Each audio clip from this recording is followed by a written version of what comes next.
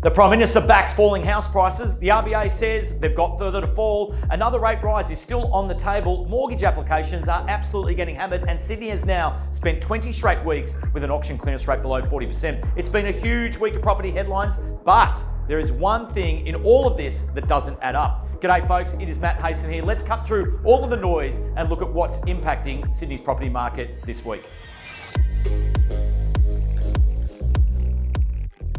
Let's start with rates. The Reserve Bank has left the cash rate on hold at 4.35% this week, a welcome pause, but don't mistake this for a pivot. Governor Michelle Bullock says inflation is still too high and another increase remains absolutely possible. And importantly, the RBA has been very surprised about the speed and the extent of the property downturn. They expect house prices to continue falling for a period. Now, the economy is slowing and unemployment is expected to edge higher. The next major marker is the September quarter inflation data in late October, ahead of the November RBA meeting. Now, if inflation keeps easing, rates may stay where they are, but that probably means the economy is also continuing to slow. If inflation doesn't behave, then another rate rise remains absolutely on the table. So for now, higher for longer remains the absolute baseline. Now, here's what doesn't add up. The PM this week has backed the argument for falling house prices. He has absolutely attacked negative gearing and capital gains tax concessions as taxpayer-funded landlord welfare. And he quoted Scott Pape's argument that Australians have started treating houses like share prices, something to check, brag about, and borrow against. Now,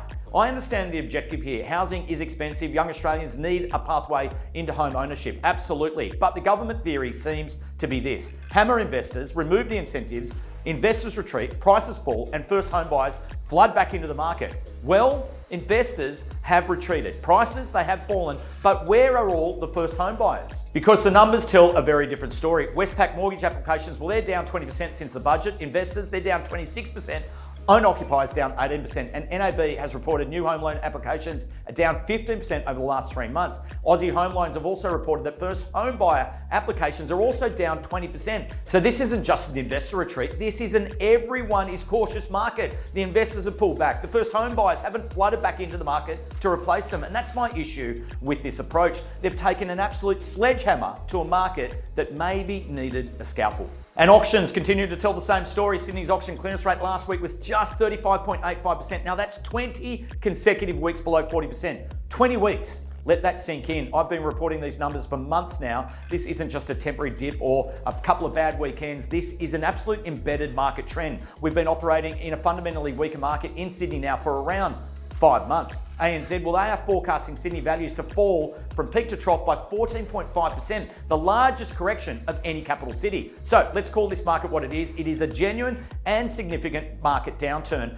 but something is changing. Here's what I'm seeing on the streets right now. For months, buyers had already factored in a 10% decline into their thinking. We're now regularly negotiating in that next band down. And for certain properties, depending on where they are and where they started and the circumstances of the sale, it's not unreasonable to suggest we're already seeing some corrections of 15, even up to 20%. I'm seeing it firsthand in the results. I'm hearing it firsthand in conversations with buyers, and buyers are genuinely starting to see value. They've adapted. The initial shock of this market is largely behind them, and they now understand this new landscape. But importantly, sellers are finally starting to catch up. Expectations are getting closer, negotiations are getting closer, and deals are happening. That doesn't mean we've hit the bottom of the market. It means this market is starting to function again, and that's really an important distinction. So buyers, the game plan is very simple right now. Be selective, focus on quality, understand replacement costs, know your comparable sales, get your finance sorted, negotiate, and then ask yourself this one very important question: does this property genuinely solve the reason I'm looking to buy in the first place? If it does, and the numbers make sense, press ahead. Don't sit on your hands because ANZ or anyone else has made a forecast. We've watched these property forecasts for decades now, and they change as often as the weather. And your best buying conditions never feel particularly comfortable when you're standing in the middle of them.